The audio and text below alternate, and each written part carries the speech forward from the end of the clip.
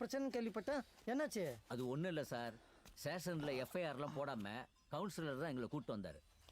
அவங்கள சும்மா விட மாட்டோம், அதான் வக்கீல பார்க்க போகிறோம். சும்மா விடக்கூடாதுப்பா அவங்கள. ஆமாம், எந்த வக்கீல பார்க்க போகிறீங்க?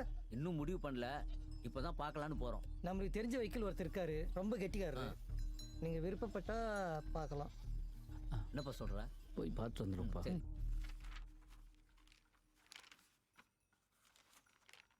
மிஸ்டர் கன்னியப்பன், நீங்கள் கொண்டு வந்திருக்க டாக்குமெண்ட்ஸ் எல்லாமே நீங்கள் லோன் வாங்கினதுக்கான டாக்குமெண்ட்ஸ். லோன் நாம் இந்த கேஸில் பேங்குக்கு எதிராக வாதாடணும்னா நிறைய எவிடன்ஸ் கலெக்ட் பண்ண வேண்டியது இருக்கும். அதில் சில பேருக்கு லஞ்சம் கூட கொடுக்க வேண்டியது இருக்கும்.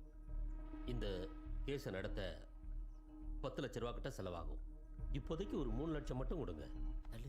என்ன சார், சூப்பர் வக்கீல். நான் நல்ல வக்கீல், 10 லட்சம் கேட்குறாரு. சார், என் பையனுக்கு ஃபீஸ் கூட கட்ட முடியாமல் இருக்கேன் சார். ஒன்று பண்ணுங்கள், இந்த கேஸை நடத்தி ஜெயிச்சிட்டிங்கன்னா என் நிலத்தில் ஒரு பங்கை வித்தாவது உங்கள் ஃபீஸை கட்டிடுறேன் சார். உங்கள் நிலைமை எனக்கு புரியுது. என் ஃபீஸ் கூட நான் பின்னாடி வாங்கிப்பேன். நம்ம எவிடன்ஸ் ரெடி பண்ண